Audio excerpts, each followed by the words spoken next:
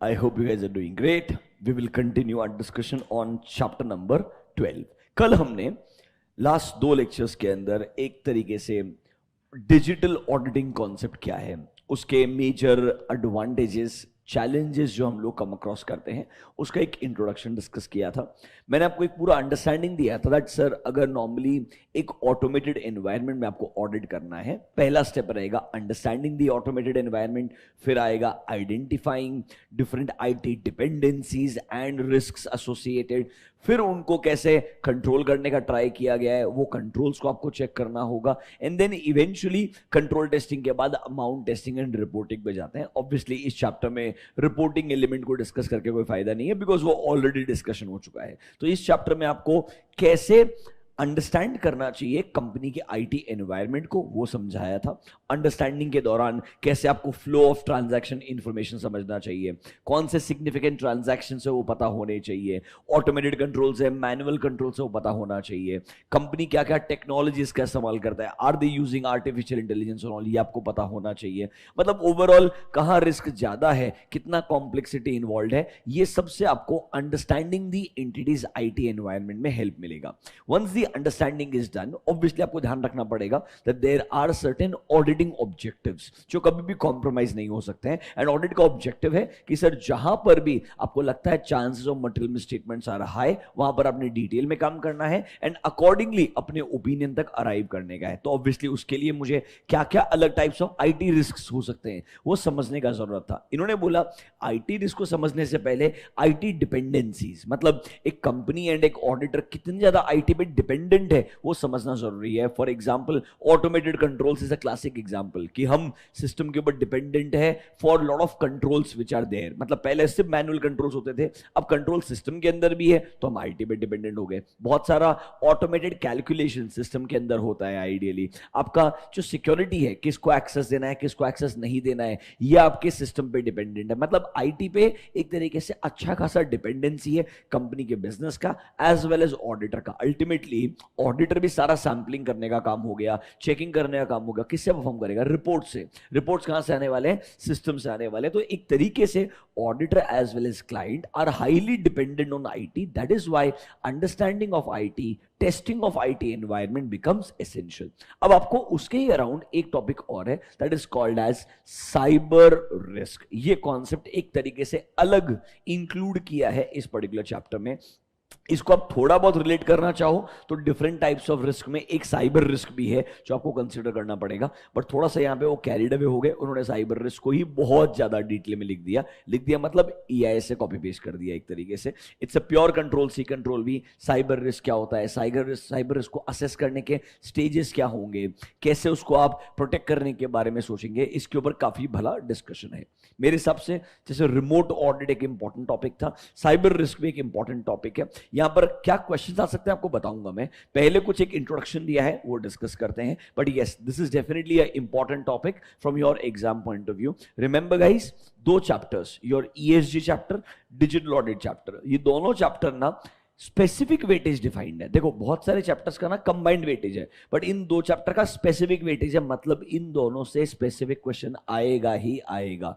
यहां से एक क्वेश्चन, ईएसजी से एक क्वेश्चन 100% आएगा. There is no doubt about this. मतलब मिसलिनियस चैप्टर्स में आपके लिए ESG audit as well as your digital audit दोनों वेरी वेरी इंपॉर्टेंट चैप्टर्स है बिकॉज दोनों को स्पेसिफिक सेक्शन वाइज वेटेज में डिफाइन किया है. बाकी 5 जो चैप्टर्स है उनको कंबाइन करके डिफाइन किया है. वहां हो सकता है एक आध चैप्टर से ज्यादा वेटेज आ जाए, नॉर्मली ऐसा होता नहीं है बट कभी कभी हो सकता है. बट इन चैप्टर्स का डेडिकेटेड वेटेज है, मतलब एक क्वेश्चन आपको पक्का से मिलने ही वाला है, इसलिए थोड़ा टाइम स्पेंड करने की जरूरत है. Let's start with what is cyber risk. Obviously we all are aware that because of advancement of technology इसका misuse भी significantly किया जा रहा है आज की तारीख में. फॉर एग्जाम्पल आपको WhatsApp पे मैसेजेस के ऊपर फेक UPI लिंक्स आते हैं जिसके ऊपर क्लिक करने के बाद में lot of people end up losing money. Recent times में I think 2 days back I heard the most drastic one that a person gets a call from a relative, the voice AI ने basically voice को इस तरीके से modify कर दिया, you feel that it's actually your relative calling. आज तक क्या था, फेक मैसेजेस आपको आ रहे थे सोशल मीडिया के ऊपर, that I need money, can you urgently send me 5,000 rupees. ये तो बहुत कॉमन फ्रॉड हो गया था, सबको समझ में आ गया। मैसेज के अंदर फिर भी सामने वाला कंफर्म करने से पहले, मतलब श्योर होने से पहले पैसा नहीं देगा। बट अगर आपको जस्ट इमेजिन रिलेटिव के वॉइस के अंदर कॉल आता है, जब आप डिफरेंशिएट नहीं कर सकते हो, वॉइस लुक्स एब्सोल्युटली सेम, उस केस में बहुत चैलेंजिंग हो जाएगा। समवन लॉस्ट 1,40,000 रुपीज, 2 या 3 दिन पहले न्यूज के अंदर था आइडियली, दैट आपके एक नेफ्यू के वॉइस के अंदर कॉल आता है, वो कन्विंस करते हैं कि आइडियली क्यों आपको अर्जेंटली पैसे की जरूरत है, एंड आपको अगर मालूम है ये रिलेटिव का कॉल है तो शायद आप मना नहीं करेंगे आइडियली। तो मतलब साइबर रिस्क बहुत छोटा सा टॉपिक है, but overall risk involve because of technology is going higher and higher day by day. Obviously challenges बहुत ज्यादा हैं। ऐसे कुछ चैलेंजेस जो हिस्टोरिकली कंपनीज ने फेस किए हैं, उनके कुछ एग्जांपल्स लिख के दिए हैं। Let's start with what is cyber risk. देखिए, a cyber attack is an attempt to gain, mark the word, unauthorized access, किसी भी कंप्यूटराइज सिस्टम का, किसी भी नेटवर्क का, जहां पर आपको अथॉरिटी नहीं है, आप गलत तरीके से, अनऑथराइज तरीके से उसको एक्सेस करने का ट्राई करते हैं। सर आपका इंटेंट क्लियर है, या तो आप डैमेज करना चाहते हैं रिसोर्सेज को, या रिसोर्सेज चोरी करना चाहते हैं, या सर उनको किसी और पब्लिक के सामने एक्सपोज करना चाहते हैं, उन्हें बदलाव लेकर के ऑल्टर करना चाहते हैं। मतलब आपका कोई ना कोई ऐसा ऑब्जेक्टिव है जिससे जिसके रिसोर्सेज हैं उन्हें कोई ना कोई डैमेज होने वाला है। अगर आप ऐसा कोई भी अटेम्प्ट करते हैं डायरेक्टली इनडायरेक्टली, वो साइबर अटैक की डेफिनेशन में आता है। आपको एक basic meaning of this definition आना चाहिए। 2 मिनट स्पेंड कीजिए, एक बार डेफिनेशन को वापस से पढ़िए।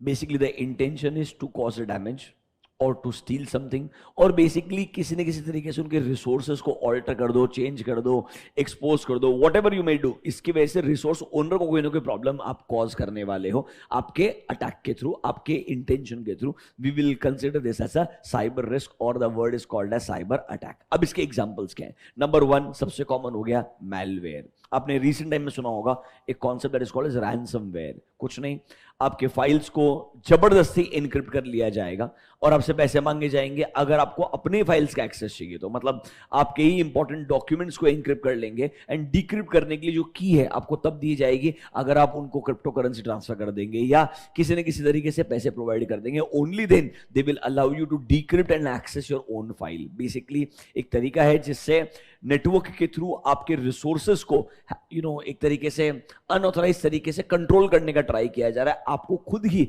अपने रिसोर्सेस को यूज नहीं करने दिया जा रहा है। देखिए, in a ransomware attack an adversary is the negative person, जो अटैकर है उसके बारे में बात कर रहे हैं, वो इनक्रिप्ट करेगा एक विक्टिम के डेटा को एंड ऑफर करेगा कि आपको डिक्रिप्शन की दूंगा, but obviously in exchange for a payment. अरे सीए फर्म से होना शुरू हो गया था अब।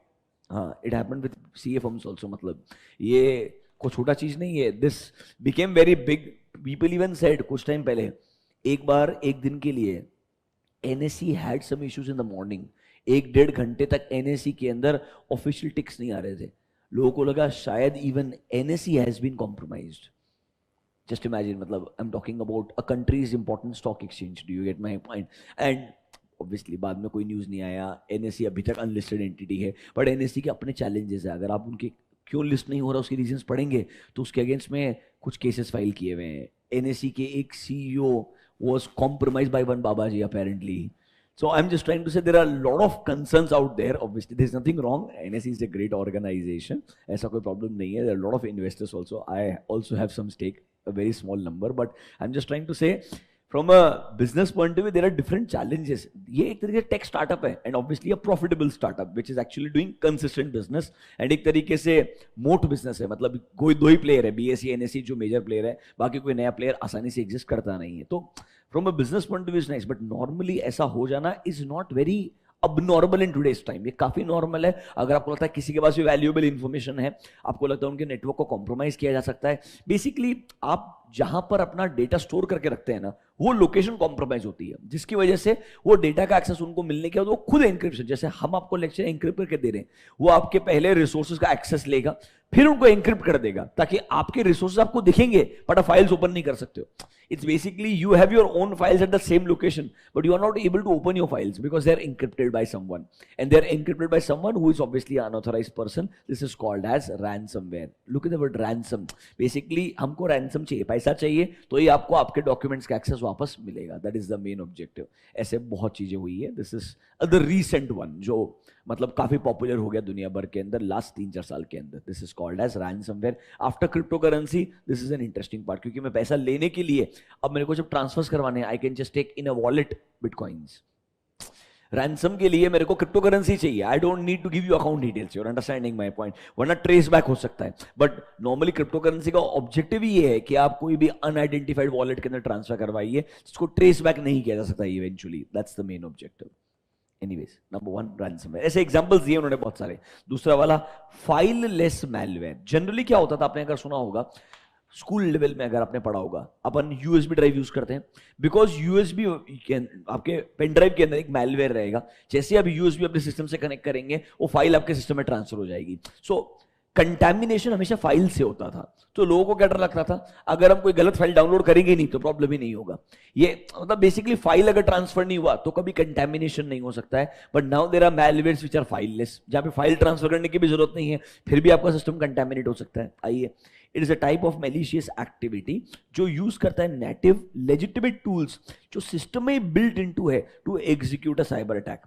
नॉर्मली एक ट्रेडिशनल मैलवेयर में कोई ना कोई अटैकर एक कोड इंस्टॉल करता है सिस्टम के अंदर, एक फाइल इंस्टॉल करता है जो आप डिटेक्ट नहीं कर पाते, और वो फाइल की वजह से एक्चुअली में कंटैमिनेशन होता है। बट फाइललेस के अंदर there is no file. It's basically system is designed in this manner that they are able to access your system without even actually installing a file or a code। मतलब देखो, अभी we are not the IT people, it's just that they are writing definitions हमको unfortunately पढ़ने पड़ेंगे। मैं आपको honestly बताता हूँ आइडियली, क्योंकि आप कितने भी मूवी देख लो, कितने भी आर्टिकल्स रीड कर लो, हमारा एरिया ऑफ एक्सपर्टीज रोज ही पढ़ने का नहीं है। We have not done this. हाँ, सामने वाले को टाइम वैल्यू मनी दोगे तो अपना रोज का काम है वो चीज। पीजीबीपी को क्वेश्चन सॉल्व करने के लिए बोलोगे तो अपना एक्सपर्टीज है, उसका नहीं है आइडियली। उसको ये भी नहीं पता होगा पीएफ को एम्प्लॉयर कॉन्ट्रीब्यूशन होता है। So I am just trying to say जो अपना एक्सपर्टीज है वो अपना एक्सपर्टीज है, सामने वाले का नहीं रहेगा, सब्जेक्टिव है। हमको बेसिक मीनिंग पता होना चाहिए। यहां पे ही बता रहा है कि without a transfer of file also contamination किया जा सकता है, उसको बोलता है फाइललेस मैलवेयर। मैलवेयर मतलब एक तरीके से बैड कोड या एक बैड तरीका जिससे मेरे को अनऑथराइज तरीके से एक्सेस मिल जाए, वो मेरे लिए मैलवेयर है। A wrong practice by which I get an access. When I say fileless मतलब without using a file I get a unauthorized access. Number 3, Trojan. ये हमेशा से सबसे कॉमन वायरसेस के फॉर्म में ट्रैवल करता था। This used to have a proper code और अ फाइल जो आपके यूएसबी वगैरह में रह गया। जितने जगह पे ट्रैवल करते जाएगा उतने जगह पे आराम से वायरस को स्प्रेड करते जाएगा।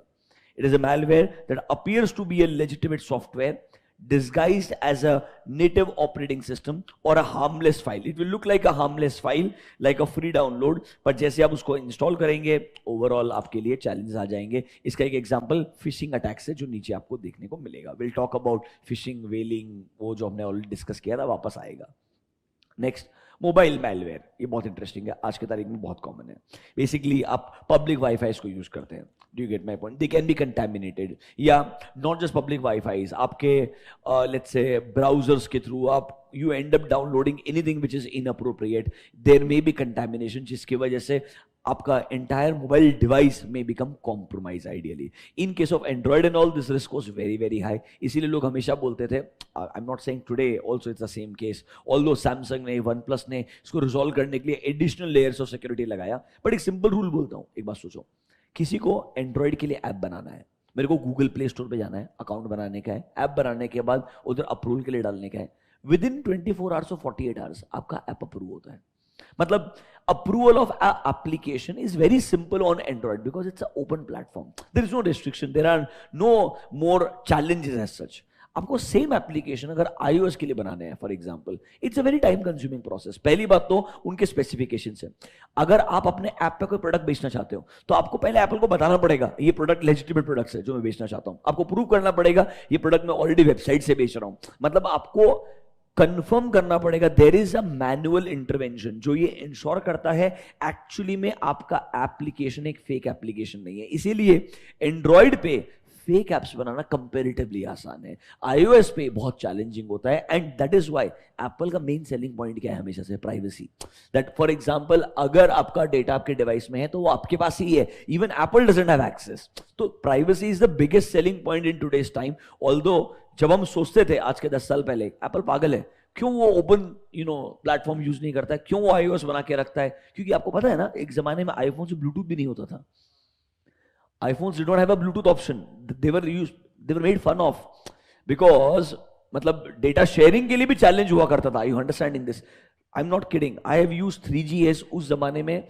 अगर मुझे इस ओरिजिनल 3GS फोन के अंदर अगर रिंगटोन चेंज करना है, उसका प्रोसेस तुमको होता है तो तुम पागल हो जाओगे। एंड्रॉइड में रिंगटोन चेंज करना मतलब क्या, ब्लूटूथ से ट्रांसफर किया, रिंगटोन को सेट कर दिया, हो गया।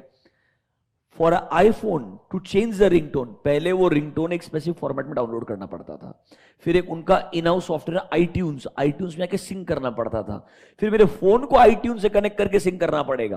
फिर मतलब पहले आईट्यून्स पे जाएगा, जो आईट्यून्स पे वो मेरे फोन से सिंक होकर के आएगा, तब जो आईट्यून पे वो मेरे फोन के अंदर आएगा, तब उसमें रिंगटोन के ऑप्शन दिखेंगे, उसको सेलेक्ट कर सकता हूं मैं। मतलब it used to be half an hour का प्रोसेस, जबकि तुम्हारे पास सब कुछ है। Just imagine. So someone who is trying to break in, it's not an easy path altogether. That is why they say. Rather आप काम करो ना, मैं आपको एडवर्टाइजमेंट शेयर करता हूँ। मैकबुक के एडवर्टाइजमेंट वगैरह यही है कि अगर आपका मैकबुक का कोई चोरी कर भी लिया, कोई कुछ नहीं कर सकता, उसको ब्रेक ही नहीं कर सकता। It is Apple. That is why they say that अगर आपका लैपटॉप में तो कॉन्फिडेंशियल डेटा है, उसको ब्रेक इन करना बहुत ही ज्यादा मुश्किल है। And you have control from your other device that you can say deactivate my existing device, so your entire data can be deleted without logging in. Plus I can track my device. Do you get my point? मतलब in simple terms from security point of view उन्होंने इतना काम किया because उनको लगा दुनिया के अंदर आने वाले टाइम में privacy and data security will become the biggest concern, and actually they identified it really well. मतलब एक तरीके से बोलेंगे उनका सही विजन था। उनका विजन क्या था? प्रोडक्ट के साथ साथ में कुछ ऐसे एलिमेंट्स है जो बहुत इंपॉर्टेंट बन जाएंगे। आज भी मैं ऐसे हजारों लोगों को जानता हूं, I am one of them. अगर मुझे मोबाइल बैंकिंग यूज करना है, I will use an iPhone, I will not use Android. I have both, I am telling you. मैं इसको यूज नहीं करेगा, कॉन्फिडेंस ही नहीं है उसके ऊपर ideally. There is a psychological barrier in the world, in the industry, that iPhone is more secured than in Android. चाहे Android Samsung का है या किसी का, कोई फर्क नहीं पड़ता, एंड्रॉइड है। बात समझ में आएगी आपको? मतलब ये उन्होंने अभी ये परसेप्शन एप्पल ने क्रिएट करवाया दुनिया के अंदर, या whatever it is, but it is working in their favour. I am just trying to say obviously they would have done something right, that is why it worked. I am not the only person, trust me. मेरे को लगता था सिर्फ मैं ही रहेगा। I met thousands of other people जो actually उस चीज में बिलीव करते हैं। आप एक्चुअली गूगल में जाकर रीड कीजिए, आपको समझ में आ जाएगा। So many people writing in favour of using a iOS device and not a Android device when it comes to highly confidential data. This has been the thought process. Anyways, mobile malware. It is any type of malware designed to target a mobile device. It can be done through malicious downloads, OS vulnerabilities, आपका पूरा OS से compromise हो जाएगा, phishing attack, SMS के through आ सकता है, voice mail आ सकता है, अनसिक्योर्ड वाईफाई आप यूज करेंगे, उसकी वजह से आपका मोबाइल डिवाइस कॉम्प्रोमाइज हो सकता है। बेसिकली अलग अलग मैलवेयर्स के उन्होंने एग्जांपल दे दिए हैं, आपको बस एक बार रीड करके रखना है। मेरे को MCQ के अलावा कुछ ग्रेट चांस यहाँ पे नहीं लगता है। Next, denial of service attack. अच्छा चीज है, MCQ के लिए मार्क कर लेना, इंटरेस्टिंग है। यहां ये क्या बोलता है, आपके रिसोर्सेस हैं, आपको यूज करना है, हम आपको आपके खुद के रिसोर्सेस ही यूज नहीं करने दे रहे हैं। बेसिकली हम रैंसमवेयर जैसा कॉन्सेप्ट है, समझ रहे हो मेरा बात? हम आपको खुद के ही रिसोर्स को यूज करके जो सर्विस कंज्यूम करनी चाहिए वो सर्विस ही आपको नहीं यूज करने दे रहे। This is called as denial of service. Basically you have a smartphone, you can use it to call people, but you not allowed to call. So it is not allowing me to use it for the main purpose. Are you understanding this? This is called denial of service. देखो, this is a malicious attack जहां पे target attack किया जाता है that floods a network with a false request in order to disrupt the entire business operation. थोड़ा बहुत अगर आपको याद है, Flipkart का first big billion day, it was a significant failure. Do you know why? Because on the big billion day there was so much traffic on their server, on their network, that their server could not process it and it actually failed. मतलब there was a server का breakdown हो गया था पूरा का पूरा, मतलब website ही पूरा का पूरा खत्म हो गया था। फॉर सर्टेन आवर्स उनको वेबसाइट को वापस लाइव करने में टाइम लग गया था। Just imagine on the most important day of their business. That was the big billion day, and officially I think both the Bansal brothers wrote an email to all the people who were there on the website that unfortunately आपके orders process नहीं हो पाए, and you know we are really apologizing for this. हम future में ऐसा एक दिन के बजाय 3-4 दिन का option लेकर के आएंगे. We'll come up with a weekly option. People say it was Amazon who did that. It's basically driving the traffic towards a network जहां पे इतना ज्यादा लोग एक साथ में आ जाए कि सडनली आपका जो पूरा का पूरा वेबसाइट है वो क्रैश हो जाएगा. अब Flipkart accepting this is also a problem. That means that you are not good enough to fight with Amazon. Do you understanding that? We don't know the reality ideally, but I read few articles which apparently says because after this shortly Amazon started coming up with Amazon का अपना India का festival. उन्होंने अपना खुद का festival आना launch करना शुरू कर दिया था इस फेलियर के बाद में. And there was lot of meme war. उस जमाने में मीम नहीं मतलब सोशल मीडिया बैंटर्स बोलते थे उस जमाने में कि सोशल मीडिया पे talking to each other in a negative manner कि आपके इधर क्या चैलेंजेस है और हम क्यों बेहतर परफॉर्म कर रहे हैं. तो this is the kind of challenge even they faced. Denial of service. देखो, users are unable to perform routine and necessary task such as वो ईमेल ही एक्सेस नहीं कर पा रहे, वेबसाइट को ओपन नहीं कर पा रहे हैं, अपने ऑनलाइन अकाउंट्स रिसोर्सेज को ऑपरेट ही नहीं कर पा रहा है because they are compromise through a computer network. इसमें प्रॉब्लम पता है क्या है? आपका कोई डेटा लॉस वगैरह नहीं होगा, बट आपका टाइम, आपका पैसा, आपके रिसोर्सेज वो खराब हो जाएंगे to restore the business operation. Basically आपके बिजनेस ऑपरेशन को रोक दिया जाएगा. Just imagine no your website जिसको आप प्रोडक्ट बेचने के लिए यूज करते हैं, वेबसाइट एक्सेसिबल ही नहीं है. People can not open the website, they are clicking on the website but it doesn't go ahead ideally. तो can I say you lose money, you lose reputation in the market ideally. This is your denial of service attacks. ऐसे examples दिए हैं बहुत सारे, 2-4 और देखेंगे फटाफट से. इसको जरूर एमसीक्यू के लिए मार्क कीजिएगा. अच्छा है.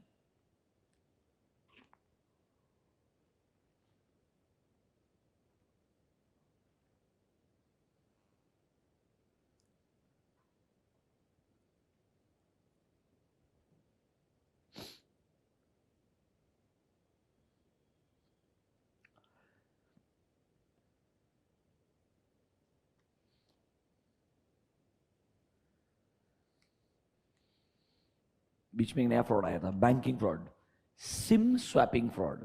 बेसिकली मेरा रजिस्टर्ड मोबाइल नंबर है विद अ बैंक अकाउंट, बराबर है कि नहीं है? SIM card is in my physical SIM card हो या इलेक्ट्रॉनिक सिम कार्ड हो, ई सिम रहेगा, मेरी डिवाइस से कनेक्टेड है, बराबर है. Although the physical SIM is with me, registered mobile number message मेरे को नहीं आता, किसी और को आता है. मतलब सिम को स्वैप कर दिया in this manner that technically I don't get a message, someone else gets a message on my behalf. That is very dangerous from a banking point of view because OTP is everything today. If I want to execute a transaction I just need OTP ideally, और कुछ भी नहीं चाहिए. Because आप सोचिए ना, internet banking में भी लास्ट लाइन ऑफ डिफेंस क्या है? ओटीपी. यूजर आईडी पासवर्ड के बाद में वो आपको रोकता किधर है? ओटीपी के लिए बोलता है. अगर रजिस्टर्ड मोबाइल नंबर पे ओटीपी है वो आपने डाला, इंटरनेट बैंकिंग का एक्सेस आपको मिल ही जाएगा इवेंचुअली, आप रोक नहीं सकते हैं. ठीक है, कुछ कुछ बैंक्स ने फिर ट्रांजैक्शन पासवर्ड डाल दिया, टी पासवर्ड. लॉग इन होने के बावजूद भी ट्रांजैक्शन नहीं हो सकता है. For every transaction there is a separate password, उसको टी पासवर्ड बोल दिया. बट थोड़ी सी इनकन्वीनियंस भी है लोगों को आइडियली. अब आप एक नोटिस कीजिए उल्टा. रिसेंट टाइम्स में हमने फोन पे का ऐड देखा क्या? फोन पे ऐड कर रहा है कि छोटे पेमेंट्स के पिन कौन डालता है? They are making fun that if it's a 100 रुपए payment, 150 payment, who uses PIN? अरे भाई वापस उल्टा सोचो. You all started from there only कि अगर आपके फोन का एक्सेस किसी को मिला, क्यूआर कोड हुआ, मतलब they can make the payment without PIN. How risky is this? They are happily selling it because I think there is nothing else left to advertise. See आपने इतना simplify कर दिया, अब मैं क्या बेचूं? Do you get my point? तो कुछ अलग बेचना पड़ेगा ना मेरे को. तो अलग बेचना मतलब हाउ फोन पे इज डिफरेंट फ्रॉम गूगल पे. अरे इसमें पिन नहीं लगता है छोटे अमाउंट के लिए. नहीं, गूगल पे भी तो पिन लगता ही था. गूगल पे बिना पिन के हो सकता क्या पेमेंट? क्या बात कर रहे हो? ऐसा हो गया क्या? Everyone is doing it now. UPI light, LITE, समझ गया. वॉलेट में ट्रांसफर करके रखो, वहां से यूज होगा पैसा, पिन नहीं लगेगा. ओके, बट फोन पे उसको एडवर्टाइज भी कर रहे हैं. पेटीएम ने नहीं किया कैसा? कि पेटीएम तो वॉलेट के थ्रू करता ही था पहले भी. ओके, नहीं मैंने गूगल पे बिना पिन के यूज नहीं किया कभी. आई एम नॉट अवेयर. अच्छा, शायद अमाउंट छोटा रहेगा, 2000 रुपए कैसा? अच्छा, वॉलेट में ऐड करना. Basically you put money in the wallet and then you can use it without the PIN basically. Okay, interesting. But I'm just thinking this is negative. This is not right. But when I saw the advertisement, I think this is wrong. तुम गलत बोल रहे हो लोगों को. अरे उनको pin का यूज करने दो. हाँ वो तो ठीक है. बेसिकली आपका टैप एंड पे, वो जो आपका ऐसा आता है ना, बस हाँ टक कर दो, टैप एंड पे अप टू 5,000 रुपीज। अब धीरे धीरे रेंज बढ़ाते जाएंगे उसका आइडिया, बट रिस्क है मतलब, जाने दो। फिशिंग अटैक, फिशिंग के अंदर ईमेल हो सकता है, वॉइस मेल हो सकता है। फिर हमने पढ़ा था वेलिंग, वेलिंग याद है क्या? कोई स्पेसिफिक कंपनी के सीईओ एग्जीक्यूटिव को पकड़ा जाए ताकि उनके एक्सेस से हम बिजनेस का मिसयूज कर सकते हैं for other payments all together. वैसा ही एक कॉन्सेप्ट और है, that is called as spear phishing. Spear मतलब समथिंग पॉइंटेड, तो basically spear phishing is identifying one और टू स्पेसिफिक पीपल जिनको ही आपको टारगेट करना है। इट्स सिमिलर टू वेलिंग, जहां पर आप कुछ स्पेसिफिक लोगों को आइडेंटिफाई करके अटैक करना चाहते हो। It is a type of phishing attack that targets specific individuals or organization, normally through malicious emails. The goal is to steal sensitive information, जैसे कि लॉगिन क्रेडेंशियल्स हो गए, ताकि आप सामने वाले का डिवाइस को इन्फेक्ट कर सकते हो with the malware. Remember, this is specific to an individual or an organization. Spear is something which is pointed, something which is more focused towards something specific, that is called as spearing. तो इन्होंने spear phishing बना दिया। Next, वेलिंग आपको बोला ही था, थोड़े से high net worth individual को पकड़ने का ट्राई करो। उसके बाद में आप ऑर्गेनाइजेशन का डायरेक्टली एक्सेस लेकर के पूरा ऑर्गेनाइजेशन का मिसयूज करना चाहेंगे। देखिए, टारगेटिंग अ सीनियर और a C level executive employee, someone who is important, purpose of stealing money और इंफॉर्मेशन और gaining access to their network, ताकि वो फर्दर साइबर अटैक्स कर सकते हैं। मतलब this has more significant objective in comparison to normal phishing attacks. आप किसी एक इंपॉर्टेंट एग्जीक्यूटिव के लॉगिन क्रेडेंशियल्स के थ्रू इंपॉर्टेंट पैसा चोरी करना चाहते हो, इंफॉर्मेशन गेन करना चाहते हो, या एक सिस्टम में एंटर करना चाहते हो ताकि आप कुछ और फर्दर साइबर अटैक्स कर सकते हो। Number 3, similarly phishing through SMS is called as smishing, voice mail is called as vishing. पढ़ लीजिए एक बार, ये सेम चीज ऑलरेडी हमने डिस्कस किया है, इट्स अ रिपीटेशन।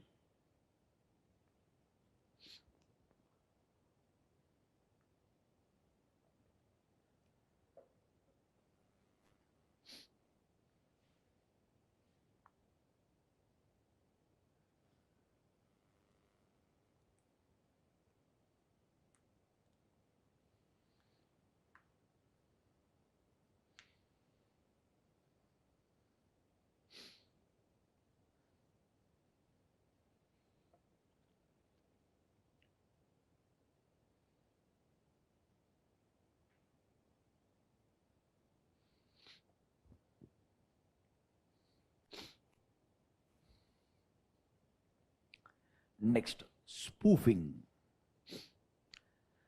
स्पूफिंग क्या बोलता है? आपका एक क्लोन वेबसाइट बना देने का। For example, you have ICICI bank का वेबसाइट, वैसा क्लोन वेबसाइट बनाया। अब normally let's say ICICI bank के नेट बैंकिंग पे लॉग इन करने के लिए पहले गूगल पे जाते हो, सर्च करते हो smartly ICICI bank net banking, enter. Obviously बहुत सारे लिंक्स आएंगे, उसमें से आपने लेट्स से कोई स्पॉन्सर्ड लिंक पे क्लिक कर दिया। Now that can be a clone website of a ICICI website. तो मतलब जैसे आप उस वेबसाइट पे जाएंगे आपको लगेगा ये आईसीआईसीआई बैंक का वेबसाइट ही है। अब यूजर आईडी एंटर करेंगे, पासवर्ड एंटर करेंगे, उसके तो आगे जाएगा ही नहीं। बेसिकली उसको आपका यूजर आईडी पासवर्ड छीनने का है।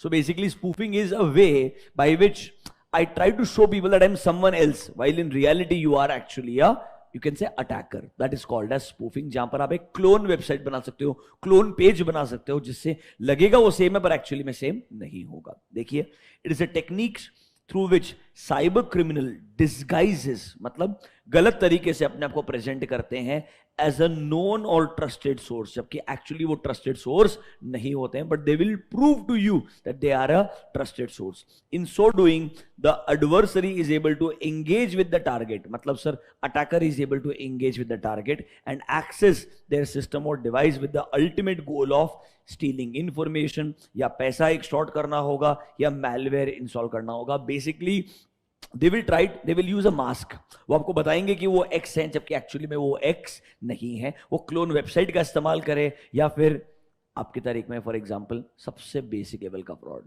इंस्टाग्राम के ऊपर एक फेक प्रोफाइल बनाएंगे जहां पर आप सेम आदमी का फोटो यूज करेंगे, सेम आदमी का बायो यूज करेंगे, आपको पता ही नहीं चलेगा ये ओरिजिनल प्रोफाइल है या फेक प्रोफाइल है। आप उसी की प्रोफाइल से उठा के फोटोज को इधर डाल देंगे। सिंपल सा फंडा है, बेसिक चीज दिमाग लगाना। अगर इस प्रोफाइल के ऊपर सारे फोटोज एक ही दिन पोस्ट हुए हैं, कोई ऐसा होशियार आदमी नहीं जो एक दिन में 15 फोटो, नहीं लोग होते होंगे but I am saying in general, अगर किसी एक के प्रोफाइल पे टोटल 100 पोस्ट है, उसके फेक प्रोफाइल पे भी 100 पोस्ट है जो एक दिन के अंदर पोस्ट हुए हैं, अब समझ जाइएगा there is something suspicious, I hope you understand that at least bare minimum.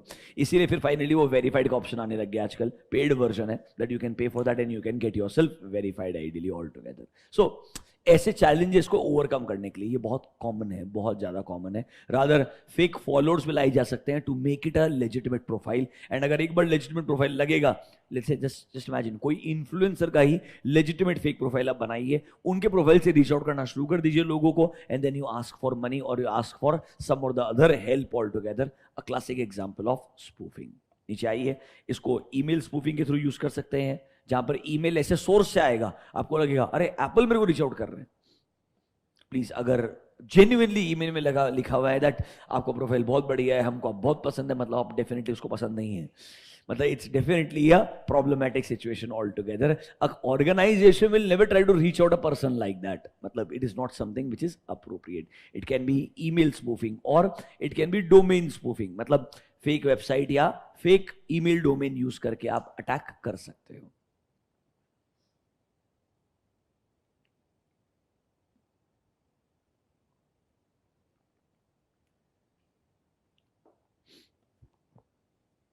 देखो, हमेशा आपको डोमेन अपीयर करेगा लेजिटिमेट है एकदम एट द फर्स्ट ग्लैंस, पर जब आप बहुत क्लोजली लुक करेंगे तो आपको सटल डिफरेंसेस मिल जाएंगे, क्योंकि वो परफेक्टली कॉपी पेस्ट नहीं होता है। और अगर परफेक्टली कॉपी पेस्ट कर लिया तो ऑब्वियसली आपको वो ड्यूप कर पाएगा, आप कुछ नहीं कर पाएंगे।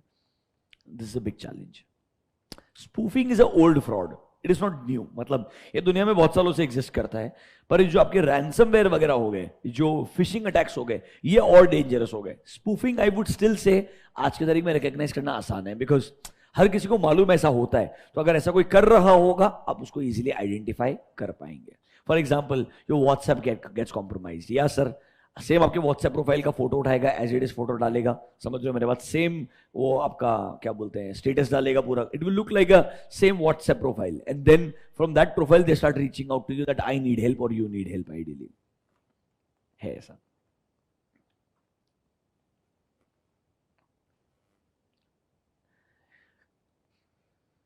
देखो, आपको इधर ये चैप्टर कोई 15-20 मार्क का तो है नहीं। साइबर रिस्क अपने आप में खुद एक छोटा सा पार्ट है पूरे डिजिटल ऑडिट के अंदर, and the name is digital audit. The question should be around auditing, you are understanding my point. यहाँ थोड़ा सा ऑथर कैरिड अवे हो गया, इट्स जस्ट दैट मैं बस चाहता हूँ एक बार सिलेबस में एक बार रीड कर लो, बाकी आपको ज्यादा दिमाग लगाने का जरूरत नहीं, you don't have to remember all this. याद करके तो फायदा ही नहीं है। I am sure there are IT people who takes care of these let's cyber crimes, they also don't remember the definition, मतलब जो ये काम देखता है उसको भी डेफिनेशन याद नहीं रहेगा यार, मतलब logically. Next, identity based attacks. Same user ID से आप लॉग इन करते रहेंगे, मतलब एक ही यूजर आईडी को 5 लोगों ने यूज किया, पता ही नहीं चलेगा ना एक्चुअल यूजर कौन है। आप आइडेंटिटी को छुपाने का ट्राई कर रहे हो, आइडेंटिटी बेस्ड अटैक्स। देखो, people often use same user ID and password across multiple accounts, and sir अगर आपके क्रेडेंशियल्स एक बार एक्सेस मिल गए तो सर आपको दूसरे अकाउंट्स का भी एक्सेस मिल जाएगा इजीली। ऐसा इनसाइडर थ्रेट, आई वुड से this is the most risky one. Insider threat मतलब इज लाइक जैसे इनसाइडर ट्रेडिंग होता है वैसे इनसाइडर थ्रेट है। आपकी कंपनी के एम्प्लॉइज हैं, अब उनके पास में ऐसे कॉन्फिडेंशियल डेटा का एक्सेस रहेगा ही रहेगा जिसका आप कुछ नहीं कर सकते हो। अब आप एक बात सोचो ना, कुछ भी हो जाए, अगर मेरे को बच्चों को सीरियल पिन देने का है, मुझे किसी न किसी एम्प्लॉय को तो अथॉरिटी देना पड़ेगा ना कि तू सीरियल पिन जनरेट कर और बच्चों को एक्सेस दे। हर बच्चे को सीरियल पिन मैं तो दे ही नहीं सकता हूं, do you get my point? मतलब अल्टीमेटली कोई ना कोई स्टाफ को तो मेरे को एक्सेस देना ही पड़ेगा ना, फिर कोई ना कोई स्टाफ को एक्सेस देना पड़ेगा। अगर बच्चों को प्रॉब्लम आया, वो सीरियल पिन के लिए लेट्स से मेरे को मैक आईडी रीसेट करना है, कोई चेंजेस करने हैं, तो someone will have to have the access of dashboard.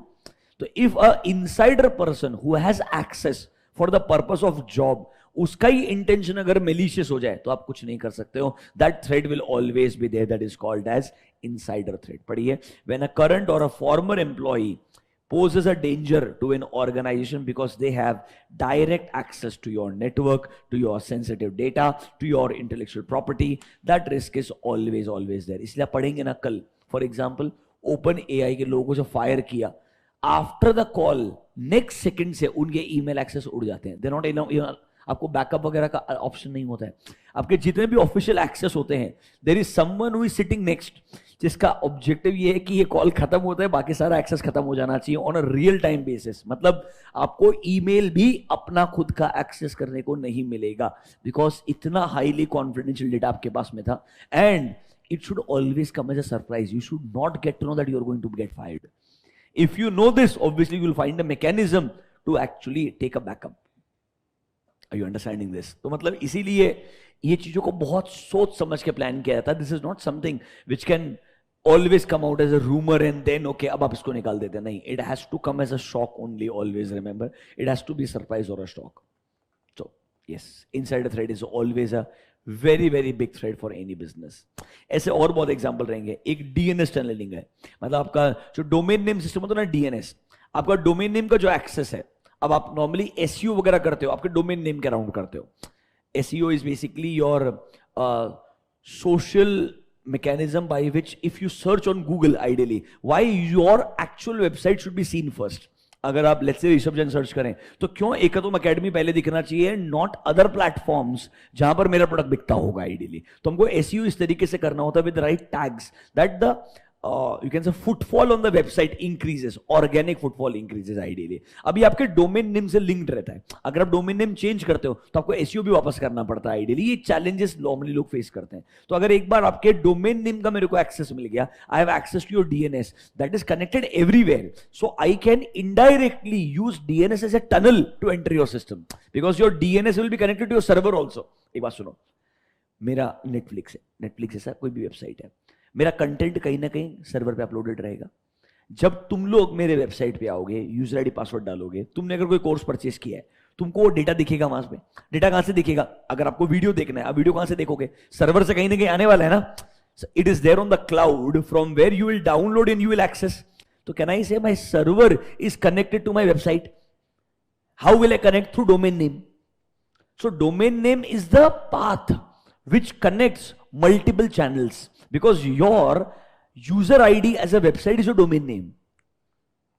How will people identify me? लोग मेरे को कैसे ढूंढेंगे? एकतम अकेडमी के नाम से. बराबर है कि नहीं? तो गूगल में जाके सर्च क्या करेंगे? तो मेरा नाम सर्च करेंगे या एकतम अकेडमी सर्च करेंगे. मैंने क्या बोला? दोनों में से कुछ भी सर्च करो, आओगे इसी वेबसाइट के ऊपर.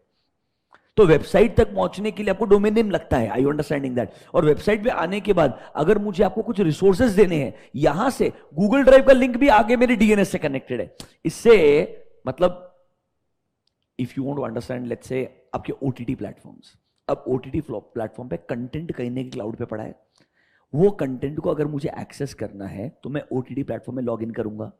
लेट्स से मैं ब्राउजर पे लॉगिन करता हूं तो कैन आई से hotstar.com या hotstar.in जो भी रहेगा वहां लॉगिन करेगा. लॉगिन करेगा कंटेंट को प्ले करने का ट्राई करेगा. कैन आई से डेटा कहीं से तो रिट्रीव कर रहा है. डेटा कहां से रिट्रीव करेगा? कोई ना कोई क्लाउड से रिट्रीव करेगा. तो cloud and my domain name is connected, then only I can access the data. So can I say I have access to your server through DNS. So DNS can be used as a mechanism. It can be used as a tunnel जिससे मैं आपके असली data तक पहुंच सकता हूं. Someone who has access to your DNS can use this as a tunnel to reach your source data. And if they can have access of source data, they can contaminate the data. They can steal the data. They can, easily, you can say, encrypt the data and not allow you to use your own data.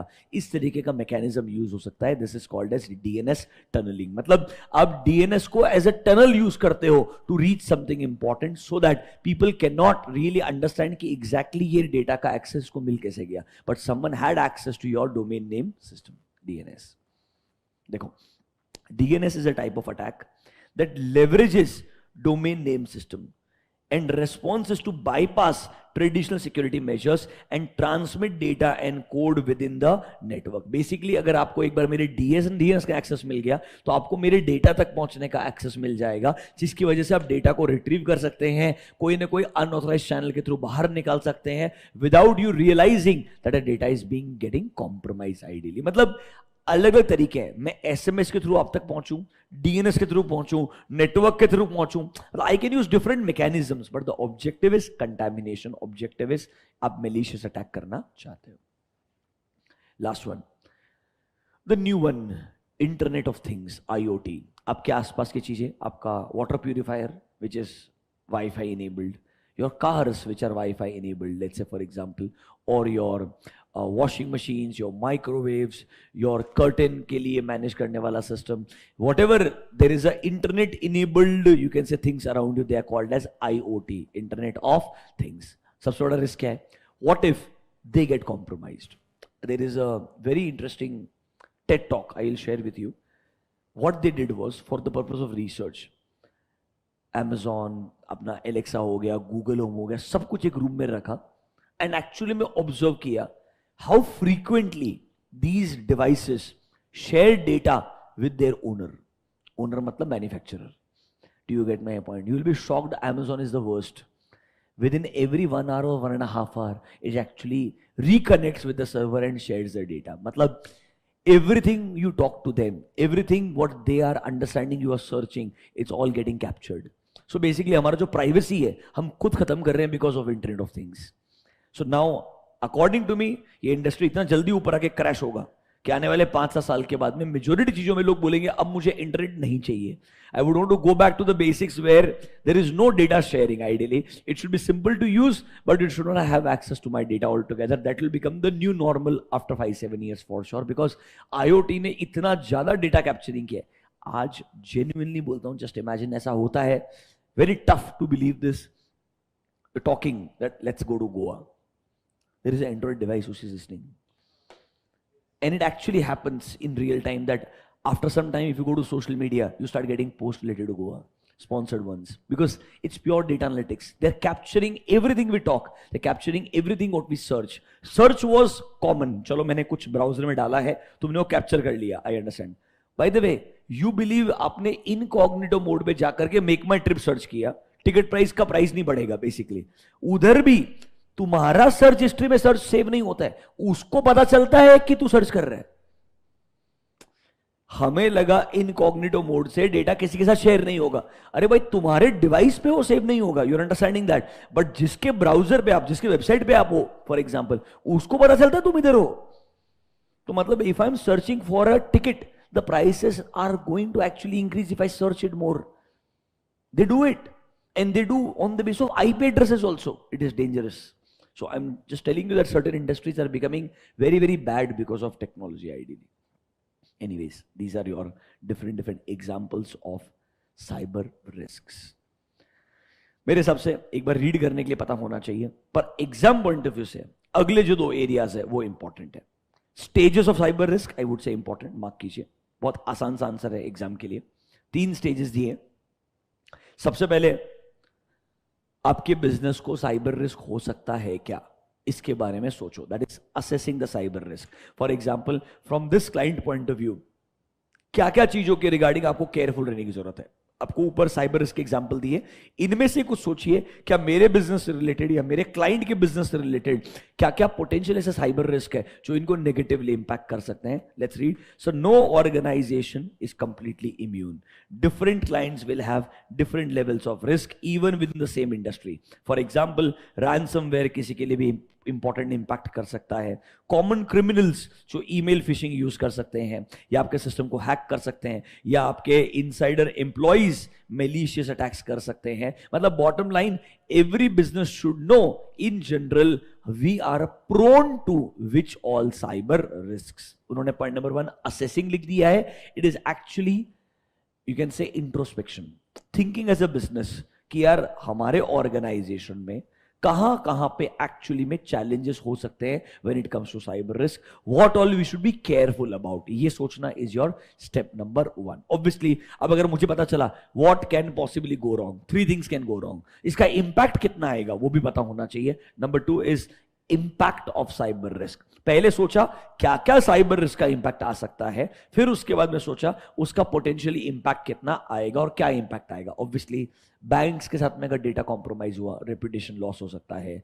RBI case file करे, जैसे for example सोचिए ना, HDFC bank को आपके technological weaknesses की वजह से credit card issue करने से मना कर दिया था.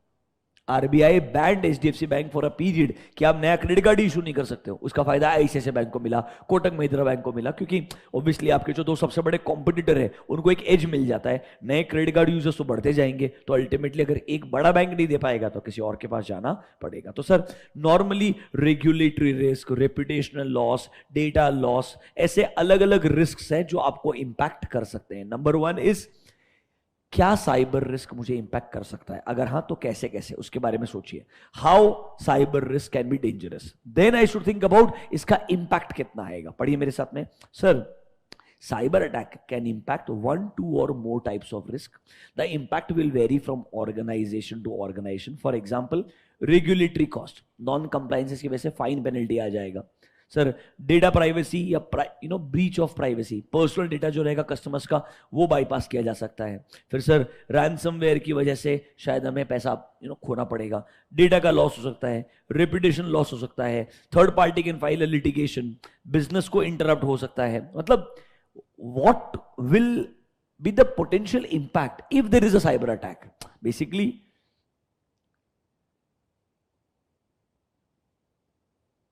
what risks are relevant for my business?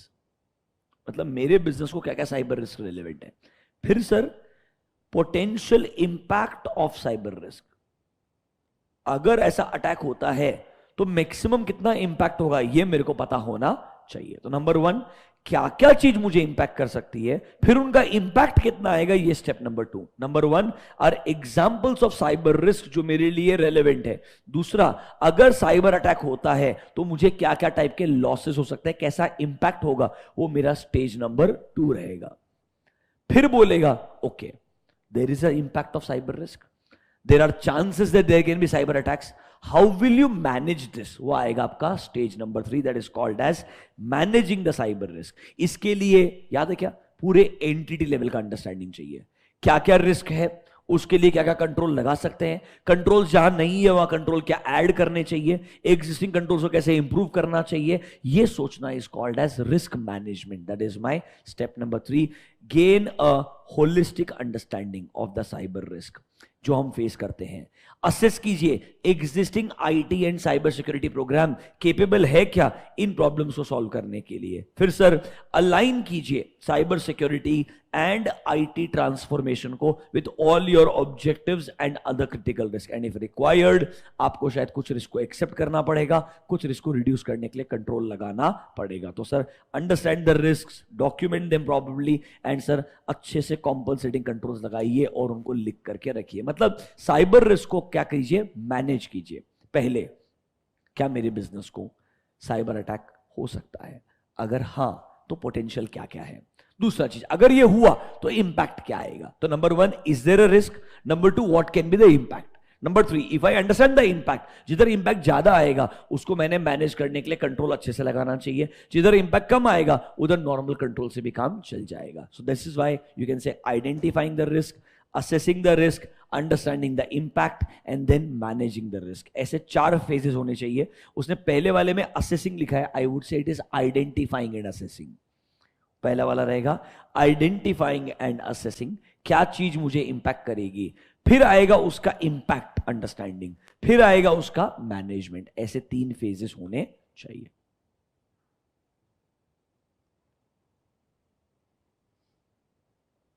घबराओ मत, यही सेम चीज 5 पॉइंट में फिर से लिखेगा आगे.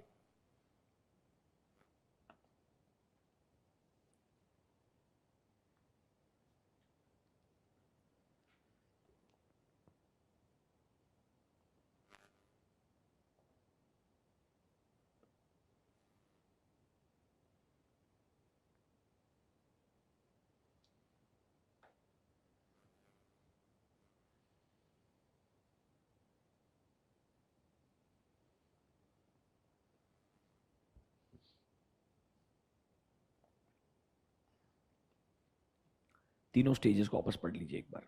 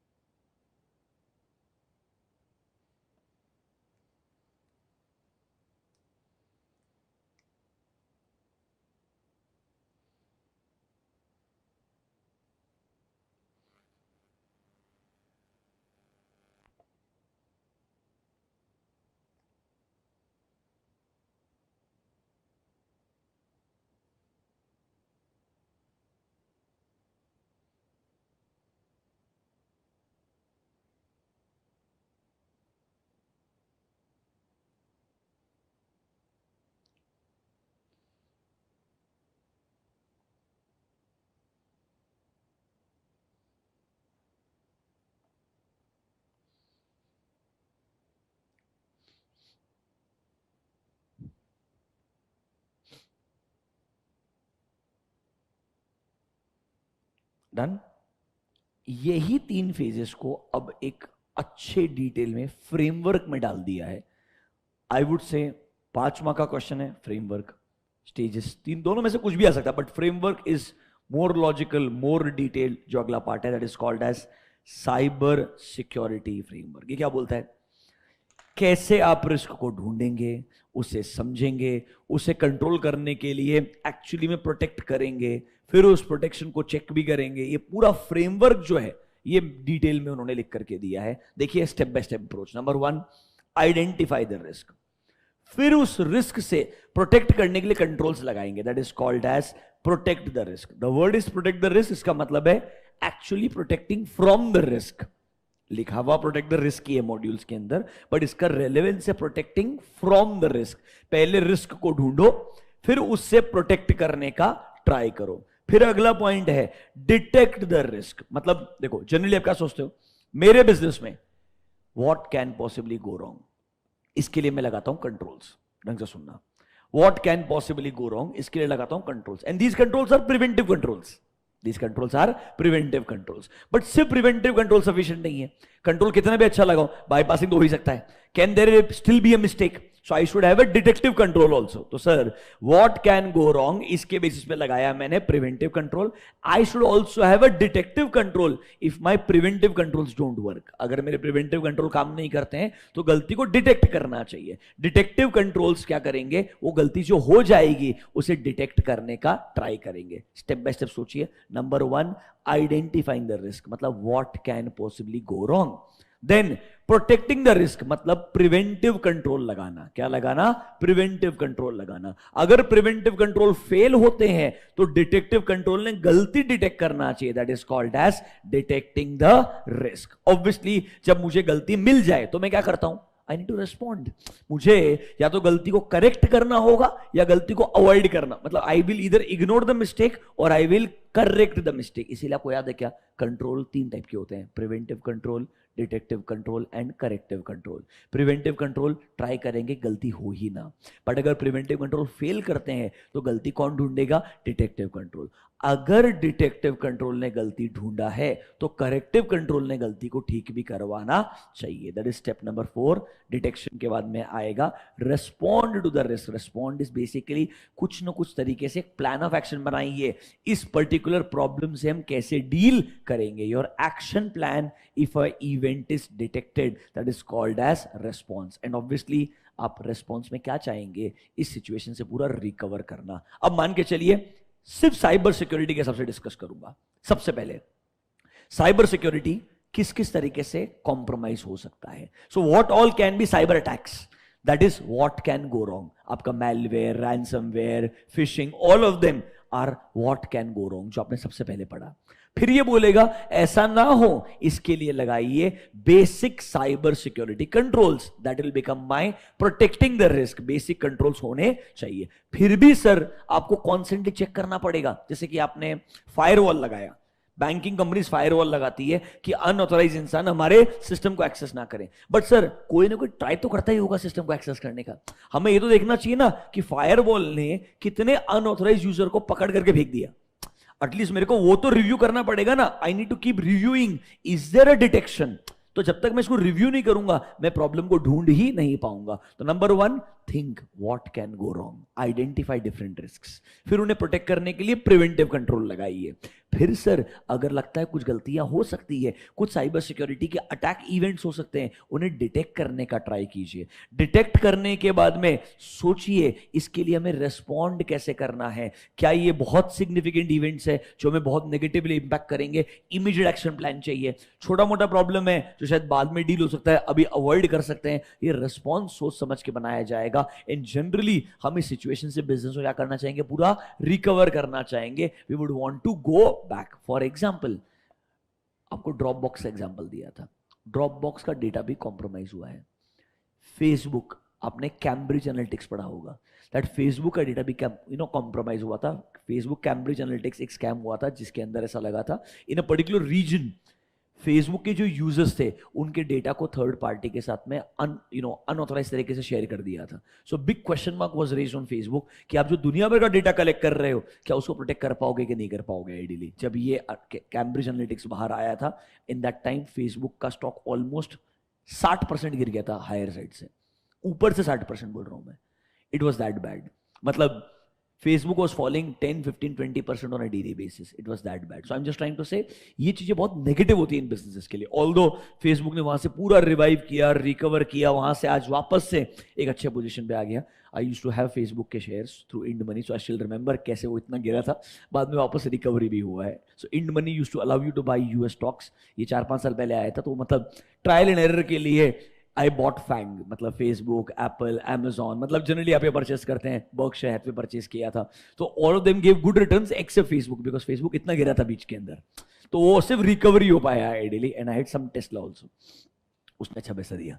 सो एनीवेज, इन सिंपल टर्म्स, तो नॉर्मली आप ये चीज हमेशा गो थ्रू करते हैं दैट हर बिजनेस की केस में ऐसा हो सकता है. Ultimately the last question is from इस सिचुएशन से पूरा रिकवर कैसे करेंगे. That last step is called as recovering the risk. ये पूरे साइबर सिक्योरिटी फ्रेमवर्क के अलग अलग फेजेस हैं जो हर एक बिजनेस को पता होने चाहिए, because for every business these risks are very common today. They should all have this kind of mechanism in place. ये 5 स्टेप्स उन्होंने लिखे हुए हैं. हर स्टेप को पढ़ते हैं. सर किसी में एक दो अच्छे पॉइंट आइडेंटिफाई करते हैं. आपको हेडिंग एंड 1 या 2 पॉइंट लिखने के लिए प्रिपेयर्ड होना चाहिए. आइए let's start. Number 1, identify the risk. सबसे पहले auditor has to determine whether entities risk assessment process considers, mark the word, cyber risk. मतलब क्या कंपनी एक्चुअली में साइबर सिक्योरिटी रिस्क को सीरियसली लेता है या नहीं लेता है.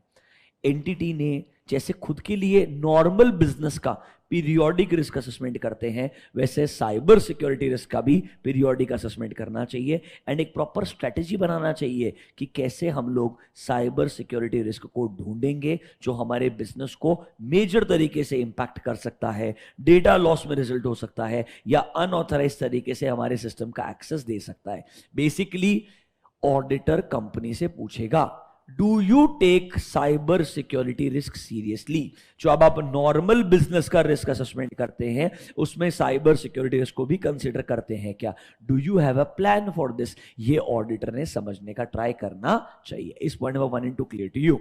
नॉर्मली अब गाइडेंस देगा, कंपनी ने जनरली मेंटेन करना चाहिए एंड पीरियोडिकली रिव्यू करना चाहिए an inventory of their all important information assets. मतलब जो उनके इंटेंजिबल इंटेलेक्चुअल प्रॉपर्टीज हो गई, your patent, copyrights and all, they all needs to be periodically reviewed. कहीं कोई कॉम्प्रोमाइज तो नहीं हो रहा है, ये आपने रिव्यू करते रहना चाहिए. Sir entity should also classify and prioritize protection of their information based assets based on the sensitivity. अगर हमको लगता है कुछ इंफॉर्मेशन बहुत हाईली सेंसिटिव है, उसे आइसोलेट ही कर दो. Don't make that information part of normal ERP. उसको ईआरपी से निकाल के आइसोलेट कर दीजिए. आपने ऐसा स्टेप्स फॉलो किया है कि नहीं किया है. इससे पता चलता है how sensible company is towards cyber security risk. Identifying and assessing में आपको ये समझाया जाता है कि आप एज अ ऑडिटर ये समझिए साइबर सिक्योरिटी रिस्क को बिजनेस कितना सीरियसली लेता है. इससे पता चलेगा ना कि कंट्रोल है भी कि नहीं है. देखो जब तक व्हाट कैन गो रॉन्ग नहीं समझेगा तब तक कंट्रोल है कि नहीं कैसे पता चलेगा. तो आपका स्टेप नंबर 2 सेंसिबल तब होगा जब स्टेप नंबर 1 सेंसिबल है. Is this clear to you. पहले 3-4 पॉइंट पढ़ लीजिए, मोर देन सफिशिएंट है मेरे सबसे आइडेंटिफाइंग के लिए.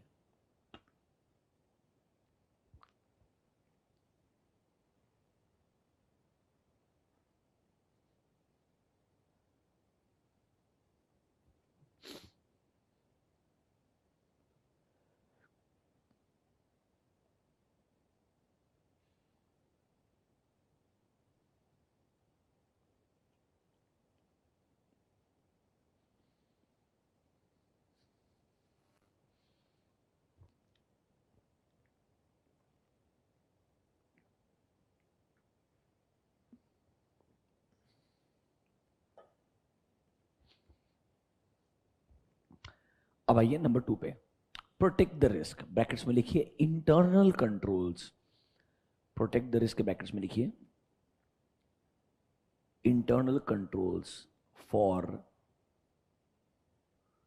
Cyber risks.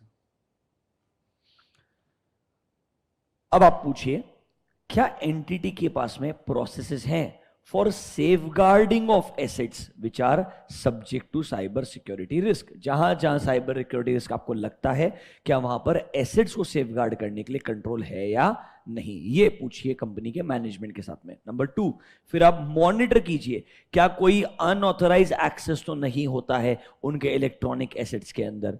क्या कोई फॉर्मल ट्रेनिंग आपके सारे टीम मेंबर्स को दिया गया है, मेकिंग देम अवेयर कि कैसे साइबर अटैक्स हो सकते हैं? ट्रेनिंग देना, लोगों को ट्रेंड तरीके से रखना, ये सब कुछ कंट्रोल्स का पार्ट होता है। Control doesn't always have to be कि एक लॉक लगा दिया। Control is also, there is a lock but there is someone who is constantly monitoring that if someone is breaching the lock और not. तो लोगों को ट्रेन करना भी आपके लिए कंट्रोल रहेगा। एंटिटी के पास में अच्छा कंट्रोल होना चाहिए फॉर डेटा सिक्योरिटी। उन्होंने हर तरीके से साइबर सिक्योरिटी के लिए जो जो कंट्रोल लगा सकते हैं वो लगा के रखना चाहिए। So point number 2 is, do they have proper controls in place to prevent a company from cyber attack? That is your point number 2। Number 1, क्या आप साइबर सिक्योरिटी रिस्क को कंसिडर भी करते हो? क्या उसमें क्या क्या इंपैक्ट आ सकता है आपको पता है क्या? फिर आपने अच्छे कंट्रोल लगाए हैं या नहीं लगाए हैं? That is number 2। अब लेट्स से कंट्रोल लगाए होंगे, फिर भी इवेंट्स तो हो ही सकते हैं जो प्रॉब्लमैटिक होंगे, उनको आपको डिटेक्ट करना पड़ेगा। Number 3, detecting the risk. Entity should have controls and procedures that will enable it to identify cyber security risk. ये जो कंट्रोल्स है ना, ऊपर लिखिए डिटेक्टिव कंट्रोल्स। इस बार आपको डिटेक्टिव कंट्रोल्स चाहिए जिससे आप आइडेंटिफाई कर पाओ क्या कोई cyber security risk and incident हुआ है जिसका इंपैक्ट मेरे बिजनेस पे आ रहा है या आ सकता है। मतलब वो इवेंट्स को आप डिटेक्ट करना चाहेंगे जो आपके बिजनेस को नेगेटिवली इंपैक्ट कर सकता है। देखिए, if management is implemented antivirus in the system, ताकि कोई अनोमलीज याद है क्या? थोड़ा सा सैंपलिंग के अंदर, anomaly is a mistake that does not represent other mistakes. So basically a unusual mistake. Do you get my point? तो सर, क्या आपने एंटीवायरस लगा के रखा है to secure it from anomalies? Anomalies मतलब अनयूजुअल लोग कंप्लीटली। या फायरवॉल आपने लगा के रखा होगा, उसके लॉग्स मतलब रिकॉर्ड्स जो बताए जाते हैं कि फायरवॉल ऐसे रिकॉर्ड्स मेंटेन कर रहा है। There are so many unauthorized users जो फायरवॉल ने कैप्चर किए क्योंकि वो लोग आपके सिस्टम में एंटर करने का ट्राई कर रहे थे। अगर आप ये रिव्यू करोगे तभी तो पता चलेगा ना कि कोई फायरवॉल को ब्रीच करने का ट्राई कर रहा है क्या, कोई हमारे जो कंट्रोल्स है उनको बाईपास करने का ट्राई कर रहा है क्या। ये आपके डिटेक्टिव कंट्रोल्स होते हैं जिससे आपको पता आपको पता चलेगा, is there a cyber attack, is there a event which should be considered as a cyber attack. ये ढूंढने के लिए ऐसे डिटेक्टिव कंट्रोल लगाने पड़ेंगे। देखिए, a monitoring process should be established to review how many such events have been denied by firewall. Monthly basis पे कितनी बार फायरवॉल अनऑथराइज्ड यूजर को रोकता है, वो रिप्रेजेंट करता है कितना रिस्क है। Just imagine, in 1 month you have 1 lakh such unauthorized access का attempts.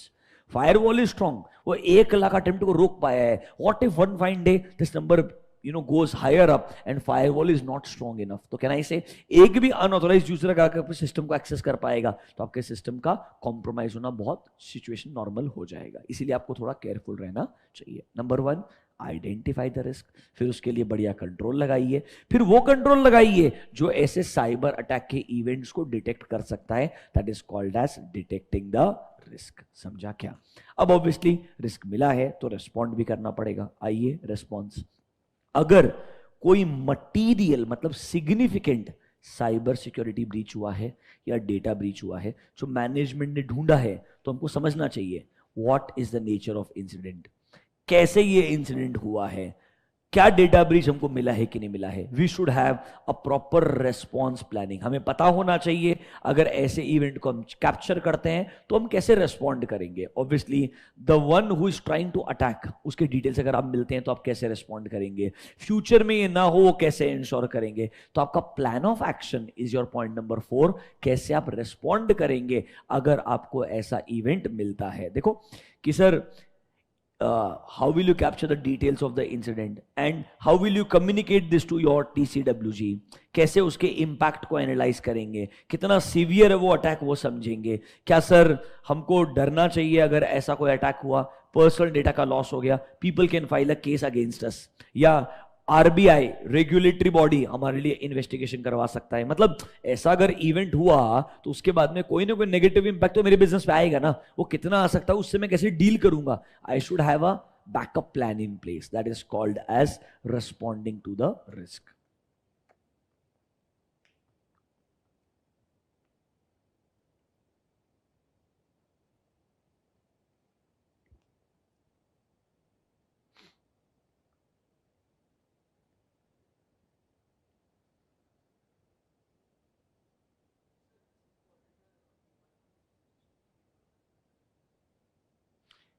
कैसा होता है समझो मेरा बात, आपके जो स्टैट्यूटरी ऑर्डर का स्कोप है ना वो अनफॉर्चुनेटली इतना रिस्ट्रिक्टेड है एज पर कंपनीज एक्ट कि हम नॉर्मली उस स्कोप के बियॉन्ड जाते हैं, बट इन सबसे हमको इतना फर्क नहीं पड़ता है। ये इंसिडेंट्स इंपॉर्टेंट है, अगर इसकी वजह से बहुत सिग्निफिकेंट फाइनेंशियल लॉसेस वगैरह हो जाए, कंपनी इसको एक्सेप्ट कर ले, ईओएम में आ सकता है, कैम में आ सकता है, मना नहीं कर रहे हैं, बट आइडियली इसके अराउंड तुमने काम करना चाहिए। It is not required, this is more like a IT audit which is taken care by internal audit department, जो आपका इन हाउस रहता है। That is mostly their job, mainly उनका काम होता है पूरा का पूरा।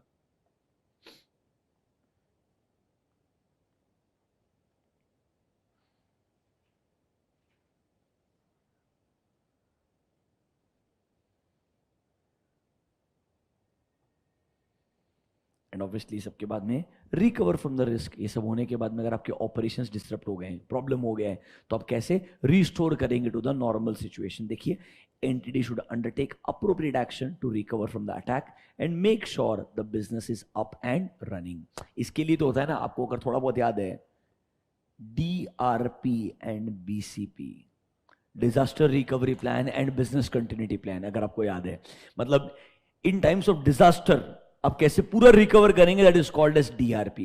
BCP is business continuity plan, जब अटैक होता है तो बिजनेस को कैसे कंटिन्यू रखा जाए, एटलीस्ट मतलब रिकवरी में take time but at least business should continue as much as possible, that is called as business continuity plan. BCP is business continuity plan, DRP is disaster recovery plan. ये controls भी थे EIS में। एक trust में ये कुछ भी नहीं है, मतलब जो EIS का चैप्टर 3 उसके अगेंस्ट में, मतलब this is nothing, you should be thankful की मतलब इट्स नथिंग। बेसिक 5 स्टेप याद कर लिए, किसी ने भी काम हो जाएगा। कुछ नहीं हो तो तुक्के में भी लिखिएगा तो सही होगा।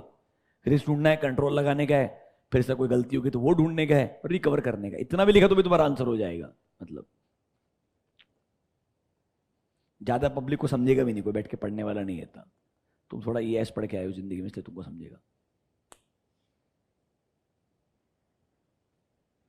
आगे समरी दिया उसी चीज का, जब टाइम मिले पढ़ लेना, वही चीज लिखा हुआ है, कोई डिफरेंस नहीं है। फ्रेमवर्क मेरे को इंपॉर्टेंट लगता है, स्टेजेस मेरे को इंपॉर्टेंट लगते हैं। अनफॉर्चुनेटली एक प्रॉब्लम है, क्वेश्चन में केयरफुल होना पड़ेगा। स्टेज पूछता है, फ्रेमवर्क पूछता है। एक तरीका और है, 5 मार्क का क्वेश्चन स्टेज पे नहीं आ सकता है, स्टेज 3 ही है। तो अगर 5 मार्क का क्वेश्चन है तो नॉर्मली फ्रेमवर्क के ऊपर आएगा। वेरी हाई प्रोबेबिलिटी मेरे को फ्रेमवर्क क्या लगता है, इफ यू आस्क मी, वो ज्यादा प्रॉपर लॉजिकल तरीके से लिखा हुआ है, मेरे को फ्रेमवर्क ज्यादा इंपॉर्टेंट लगता है। कुछ बेसिक से कंट्रोल्स हैं, पढ़ेंगे उनको बाद में, पर बेसिक बेसिक एटलीस्ट आपका साइबर सिक्योरिटी रिस्क वाला पार्ट मेजर कंप्लीट हो गया है। मतलब इस चैप्टर का एक जो मेजर पार्ट था कि भाई ओवरऑल डिजिटल ऑडिट क्या है, कैसे रिस्क को आप अंडरस्टैंड करके आइडेंटिफाई करेंगे, कैसे उसके रिगार्डिंग फ्रेमवर्क बनाएंगे, ये सब मैकेनिज्म डिस्कशन हो चुका है।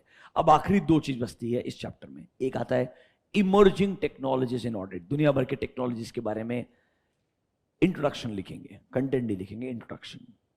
ये वाला पार्ट पढ़ेंगे अपन, मस्त है एकदम, इंडिविजुअल टॉपिक से पूरे के पूरे, this will be done. And last में तो बहुत ही कैरिड अवे हो जाएगा, नेक्स्ट जनरेशन ऑडिट। आपको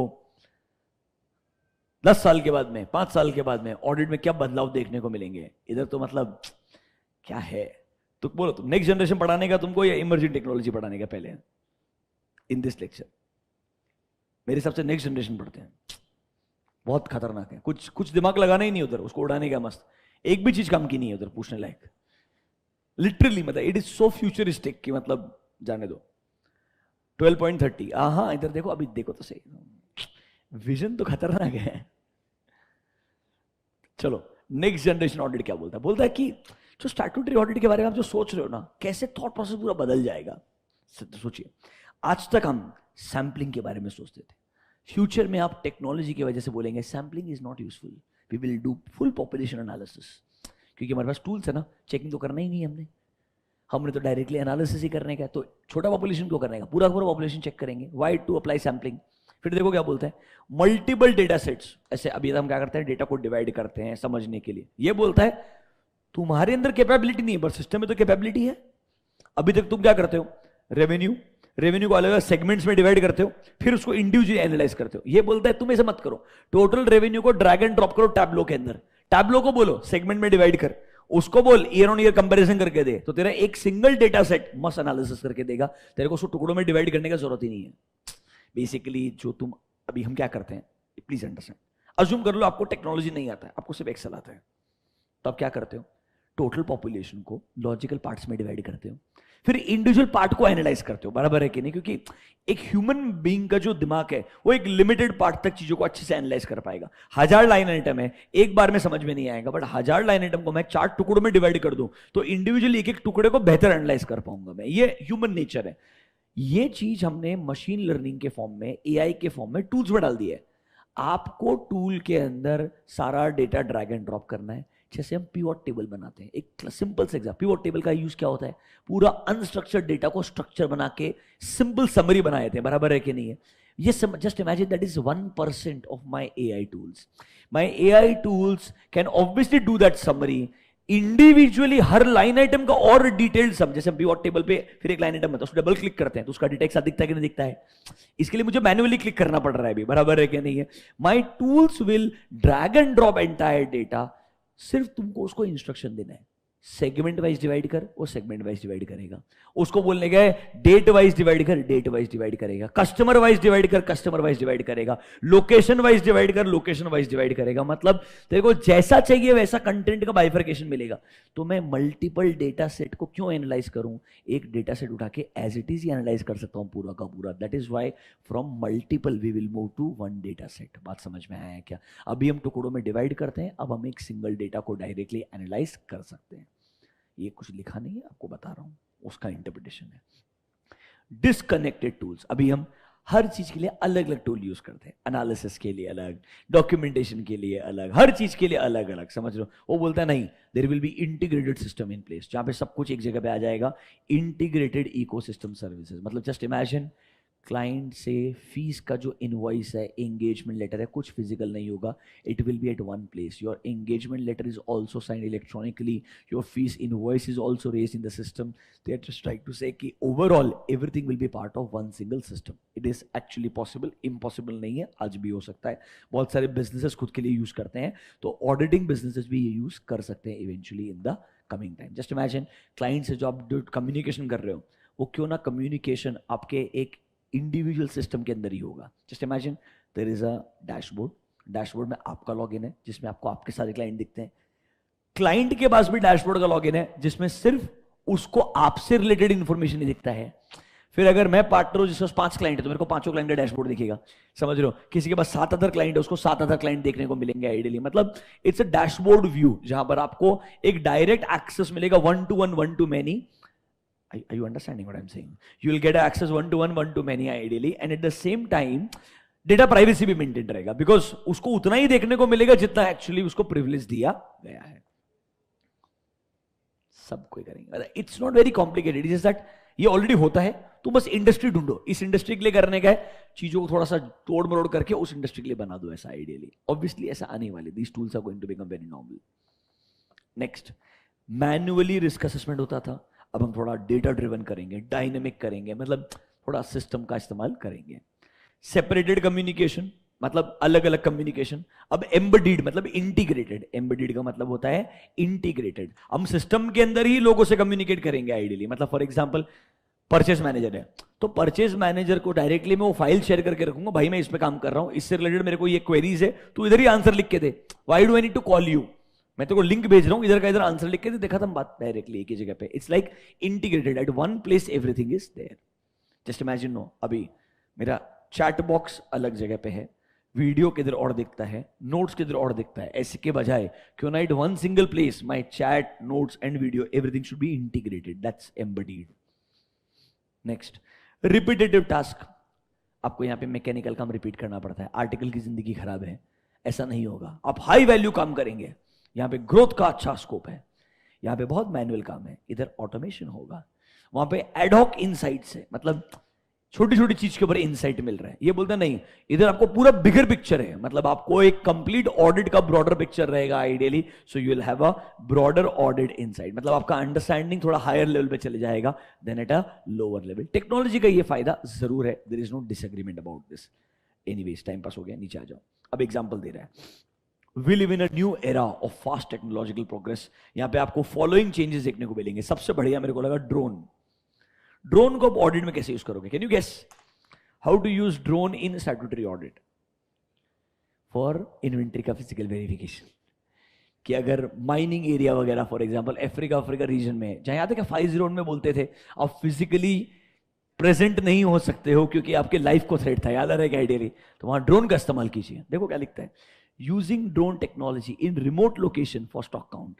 ड्रोन्स हैव, अब क्या कुछ भी देखो, इतना एक लाइन ऑडिट के ऊपर है, अब ड्रोन के ऊपर लिखना शुरू कर देगा। Drones have great payload capacity for carrying sensors, cameras, thus they can take picture, physically examine the count of large quantity। मतलब ठीक है। Drone captured audit information can be combined with various alternative sources, for example QR code readers। मतलब वो inventory पे QR code रहेगा। तुम समझे क्या मेरा बात? तुम समझे नहीं? ड्रोन से तुम वहां तक जाओगे, अभी मार्बल का माइनिंग एरिया है, उधर मार्बल पड़ा हुआ है, उस पत्थर के ऊपर एक QR कोड है, ड्रोन जाकर के उस QR कोड को एक्सेस करने का ट्राई करेगा, जिससे आपके सामने इंफॉर्मेशन आएगा कि जो मैं देख रहा हूं ये वो पत्थर है, इसका इतना, थोड़ा ज्यादा हो गया, let's come back. But yes, ये आपको अगले 10 साल के बियॉन्ड की चीजें सोचने के लिए बोल रहा है। This is called as next generation audit. You can use drone, hand held bar scanners, manual counting to optimise. ये मैनुअल काउंटिंग बहुत बुरा है ना, ड्रोन को लेकर के गए फिर बैठ के काउंट कर रहे हैं स्क्रीन पे 1 2 3 4। तुम समझा क्या मेरा बात? ये थोड़ा बोरिंग है बट ठीक है, this is what they are trying to say. Number 1, you can use drone technology in audit. Number 1, अब आपने सुना होगा AR VR, that is augmented reality and virtual reality.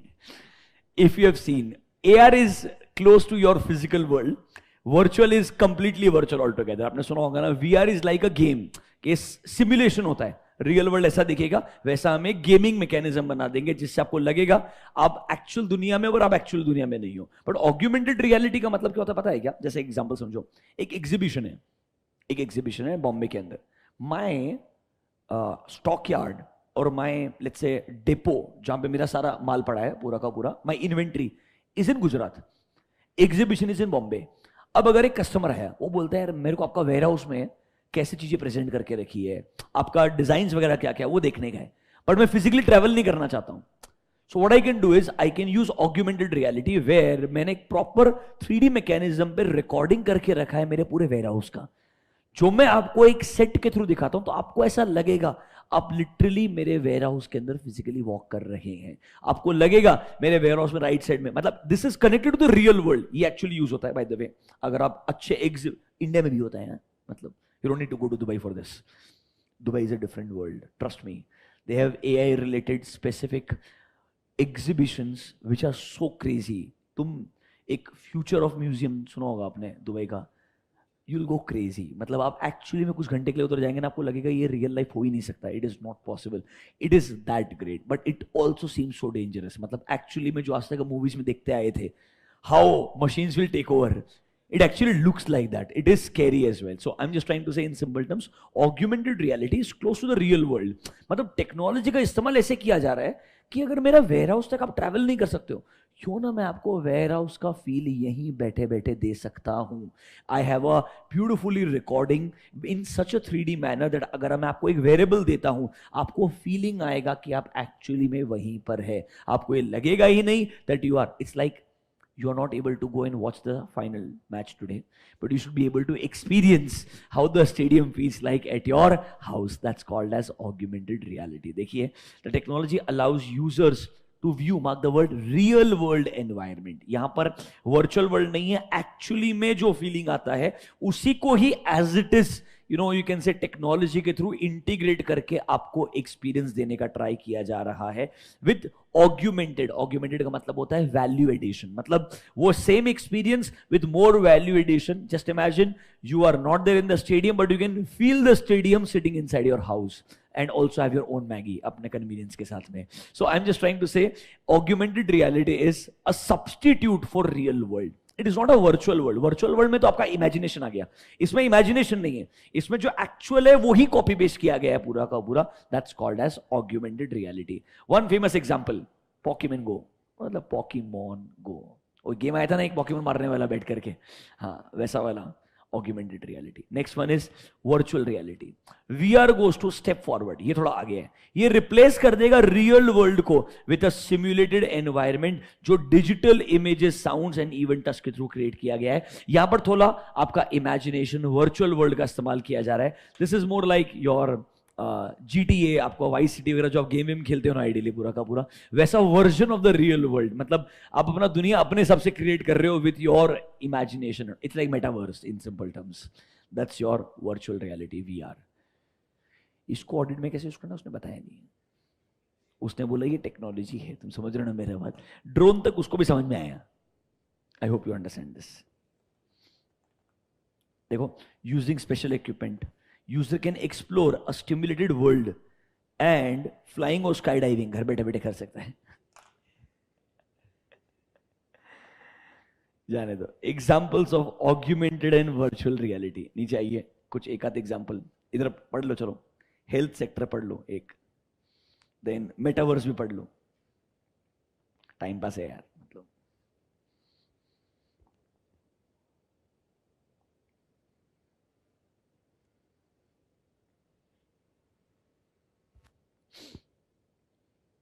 By the way, एक interesting product है, Ray-Ban and Facebook, they came together and created a sunglasses. It's called Ray-Ban Meta. उन्होंने sunglasses बनाया. आप sunglasses पहने, normal Ray-Ban जैसा लगेगा. In the side there is a camera on both the sides. So basically, when you say Meta take a picture, मतलब you don't have to use any device. It's your sunglasses that can take a picture. It's your sunglasses that can take a video. It's there. ये already officially आ चुका है. It was launched a year back in the middle of the COVID. 1-1.5 साल पहले launch किया था. अब officially उन्होंने physically बेचना शुरू कर दिया है. It is Ray-Ban powered by Meta. Basically चश्मा Ray-Ban ने बनाया है, बट जो टेक्नोलॉजी वाला काम है that is brought to us by Facebook, that is Meta.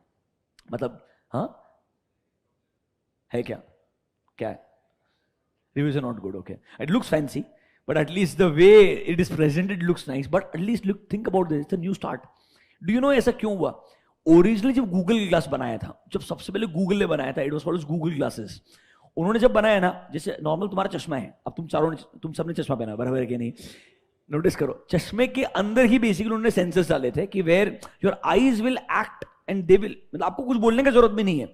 Your eyes are able to, you can say, use your glasses as like a browser. But इसका क्या है, it is very close to my eyesight. That is why people started feeling lot of headaches. उनको stress होना शुरू हुआ, तो इन्होंने थोड़ा स्मार्ट बनाया. वो कैमरा को सामने नहीं लाया, समझ लो, नॉर्मल सनग्लासेस रख दिए. कैमरा का जो कॉर्नर है, सॉरी जो चश्मे का जो कॉर्नर है, वहां पर उन्होंने कैमरा को इंस्टॉल किया है in a very, it looks like very designed, beautifully designed. इसलिए Ray-Ban को लेके आए जिसको चश्मा बनाना आता है. टेक्नोलॉजी के लिए फेसबुक है साथ में, ताकि एक अच्छा मिक्सचर हो जाए. Ideally beautiful product. मतलब I would want to use it once next time when I go there. And I would want to see how it works ideally. May not be great, but ठीक है. So I'm just trying to say, हम जा रहे हैं उस दुनिया में. Now this can be interesting when you go for stock audit. This can be interesting, like आपको अगर याद नहीं है पर आप रिकॉर्डिंग करते जा रहे हो, पर obviously remember आपको परमिशन लेना पड़ता है क्लाइंट का. Don't forget this. I hope you're understanding. तो छोटी मोटी चीजें हैं, जाने दीजिए. पढ़िए मेटावर्स क्या बोलते हैं. So health sector. Augmented reality, virtual reality can provide surgeon with additional information when operating a patient, such as heartbeat, blood pressure monitoring, virtual x-rays. Vision Pro is a essential and augmented reality headset जो seamlessly blend करता है real and digital worlds को. You can switch between both the worlds using a dial. ठीक है, मतलब these are devices by which you can get to access both the worlds. Next, metaverse. You all know what is a metaverse. We are creating a new parallel virtual world where we believe it will be a new world altogether. उधर तुम अपना real estate खरीदोगे, metaverse का अपना stock exchange रहेगा, metaverse के अपने खुद के वेबसाइट्स रहेंगे जहां पर आप जस्ट इमेजिन मेटावर्स में जाके आप न्यूयॉर्क के अंदर ऑफिस और घर चला रहे हो. मतलब just imagine people are going so much in virtual that they will go complete out of physical world all together. Although metaverse का बहुत क्रिटिसिज्म भी हुआ है इस वजह से, बट ठीक है, it's a fancy world to talk about ideally. So that's metaverse. It is emerging 3D digital space that uses virtual reality, augmented reality, and other advanced IT to allow people to have a life-like personal and business experience online. Basically, आप सब कुछ इस्तेमाल कर रहे हैं ताकि एक नया आपको देखने को मिले दुनिया. Some considerations for future. Beyond cryptocurrencies, coins, exchanges, players in metaverse, you need to also build digital monetary system and apply economic principles. कुछ भी ज्ञान दे रहा है फालतू का यार. वो बोलता है आरबीआई भी बनाना पड़ेगा ना आपको, वहां पे सेंट्रल बैंकर भी मेटावर्स का बनाना पड़ेगा अलग से, वो वहां के पॉलिसीज बनाएगा. अभी ठीक है, I would say please ignore this, little useless. Next, case scenarios to illustrate potential application of metaverse in the financial domain. मतलब कैसे मेटावर्स आज के जो दुनिया के अंदर अलग अलग इंडस्ट्रीज में अप्लाई हो सकता है. Number 1, virtual banking and transaction. Users can create virtual bank accounts, access personalized financial dashboards, and perform transaction using virtual currencies. इधर हम जो existing crypto currency उसको accept नहीं कर पा रहे हैं, इधर हम जो हमारी INR है उसको दुनिया को बोलते हैं प्लीज एक्सेप्ट कर लो, सिर्फ USD एक्सेप्ट मत करो. You're understanding that. इनका अलग दुनिया चल रहा है, ये बोल रहा है virtual currency. Customers can seamlessly transfer. अरे वो जो नॉर्मली अभी होता है ना, इसे वर्चुअल. तो बैंक जो इधर होता है वैसा उधर होगा, उधर भी अकाउंट खुलेगा, उधर भी पैसा ट्रांसफर होगा, उधर भी तुमको डैशबोर्ड दिखेगा तेरे पास कितना पैसा है. दैट इज कॉल्ड एज, हाँ, मोनोपोली खेल रहे हो तुम उधर in the virtual world. Virtual banking and transaction. दूसरा वाला डिजिटल, जैसे एसेट मैनेजमेंट होते हैं यहाँ पे, वैसे वर्चुअल वर्ल्ड में भी एसेट मैनेजमेंट होंगे, क्योंकि आपके मेटावर्स में इतने एसेट्स हो जाएंगे, उनको मैनेज करने के लिए आपको लोग लगेंगे ना. बहुत वाहियात है. मतलब बेसिकली आपके वर्चुअल वर्ल्ड में इतने एसेट्स हो गए that you need asset management company in metaverse. The worst will be the actual asset management companies having their entities in the metaverse. That will be the worst. मतलब there is LIC in metaverse also. It is not asset management, just another example reference के लिए. ठीक है, please पढ़ लीजिए एक बार देख लीजिए. एटलीस्ट हेडिंग तो पता होना चाहिए कि वैसे तो कोई सी भी इंडस्ट्री आ सकती है मेटावर्स में. रियल एस्टेट डाल दो, बैंकिंग डाल दो, डिजिटल एसेट मैनेजमेंट. सबसे इंटरेस्टिंग एजुकेशन. आपको लगेगा आप वैसे तो क्लास में बैठ नहीं रहे हो, कम से कम मेटावर्स में जाके तो क्लास में बैठो. A financial learning academy aims to enhance financial literacy using metaverse. They create virtual classroom environment where participants can attend interactive financial education sessions. फिर सर मीटिंग कॉन्फ्रेंसेस भी वर्चुअल कर दो, डेटा विजुअलाइजेशन एनालिटिक्स भी virtual कर दो. ठीक है, मतलब आई वुड से हेडिंग्स पता होने चाहिए कौन कौन से इंडस्ट्रीज को आप मेटावर्स के अंदर लेके जा सकते हो. मेरे हिसाब से कोई भी इंडस्ट्री आ सकती है. इन्होंने थोड़ा आपके सिलेबस को देखते हुए फाइनेंस, एसेट मैनेजमेंट इनको लिख दिया है. रीड कर लीजिए प्लीज एक बार.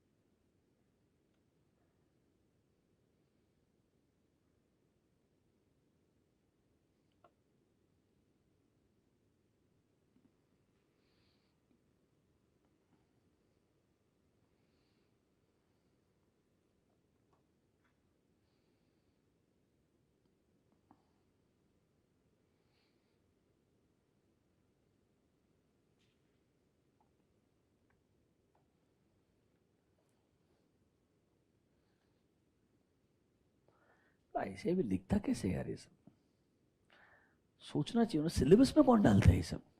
तुम लिख दो कि भाई इतना रीड कर लो तुम इसके अराउंड. मतलब just give a list of things what you should read in life. Syllabus में इंक्लूड कर देते हैं यार.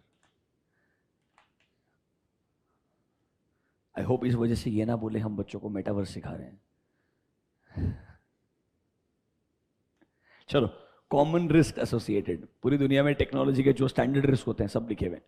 बियॉन्ड देयर पोटेंशियल, टेक्नोलॉजी के अपने रिस्क भी हैं। For example, public safety, cyber security, data privacy risk, data protection risk, plus metaverse में तो स्टैंडर्ड्स भी नहीं रहेंगे, रूल्स भी नहीं रहेंगे। Lack of standards and technical challenges, since they often track movements and data, massive amount of data is generated about the whereabouts of users. Basically आपका privacy life से खत्म हो जाएगा। People will know exactly where you are, what are your eating habits, what are your daily habits, what kind of products you buy, what exact locations you go to. मतलब it's becoming dangerous. I will share a simple example with you, मतलब general example. ना, आपको suddenly weird लगता है, आपका flight book किया है, आपको ईमेल आता है कि आपका फ्लाइट इस दिन है, बराबर है कि नहीं है। Now if you use Android, Android has access to Gmail because Android is owned by Google, बराबर है कि नहीं है। तो आपके फोन के अंदर जितने भी जीमेल या गूगल के एप्स हो गए वो सीमलेसली इंटीग्रेटेड हैं। आपका फ्लाइट है रात को 11 बजे, आपको ऑब्वियसली फ्लाइट वाला जो एयरलाइन है वो ईमेल करता है 2 घंटे पहले पहुंचिएगा to avoid a hassle free travel. ऐसा फालतू का मैसेज डालते हैं, 2 घंटे पहले आना चाहिए, 3 घंटे पहले आना चाहिए, क्योंकि एयरपोर्ट बहुत क्राउडेड होते हैं आजकल। ठीक है, उस ईमेल को पढ़ के आपका एंड्रॉइड फोन, उसको मालूम है आपका घर का लोकेशन क्या है, उसको मालूम है एयरपोर्ट किधर है, वो आपको बोलता है to avoid hassle free experience you should leave from house now to reach airport by this time. Normally आता है, गूगल करता है आजकल, ये कुछ फैंसी नहीं है, वेरी नॉर्मल। अगर आप actually consistently, because I use Android for Google Maps consistently, I am more habitual, so my Android smartphone knows my office location, it knows my house location, it knows the airport का location, it knows the normal route I follow every day। मतलब हर दिन, मैं literally बता रहा हूं, इसलिए अगर मेरे को कोई दूसरा टर्न लेने का ट्राई भी करेगा, गूगल मैप्स मेरे को स्टैंडर्ड लेफ्ट ही दिखाएगा, क्योंकि नॉर्मली मैं लेफ्ट से जाता हूं। ऐसा नहीं कि राइट से वहां नहीं जा सकता हूं। If it also take same time, still वो मेरे को लेफ्ट का ऑप्शन दिखाएगा, because I am more habitual from left side. I you understanding that? But the dangerous thing is they know really well तुमने घर से निकलना चाहिए एयरपोर्ट जाने के लिए। Are you understanding that? It is dangerous. मतलब ऐसा कुछ होगा नहीं, but I'm just trying to say, you don't want to be so much dependent on technology. You don't want technology to do so much spoon feeding to you. इतना तुम decide कर सकते हो तुमको एयरपोर्ट के लिए कब जाने का है। I hope you understand that. तो it is becoming day by day more and more dangerous in a very simple manner. और ये बहुत प्यार से हो रहा है, मतलब आप रियलाइज नहीं करेंगे। This is happening very very subtly. और आपको लगेगा हाँ अच्छा ही है। मेजोरिटी लोग को बोलेंगे, अगर someone is staying in Bangalore, वो बोलेगा बढ़िया है, ये बता रहा है ट्रैफिक के हिसाब से मैंने कब निकल जाना चाहिए। It is nice, people will think positively, but just imagine they know everything about you. They know when you're not in the house, you're on the road. Understand? मतलब आप जितना सिक्योरिटी चाहते हैं उसके बिल्कुल ऑपोजिट साइड में जा रहे हैं when it comes to technology. Someone just needs access to your login credential and they know where you are. Just understand. So I'm just trying to say कि ये बढ़िया है डिस्कस करना, लिखना वगैरह, but in reality it can be little dangerous. मेरे हिसाब से नेक्स्ट जनरेशन ऑडिट में कुछ भी कम का नहीं है। 3 एग्जांपल ध्यान रखना इनके, ड्रोन, AR VR।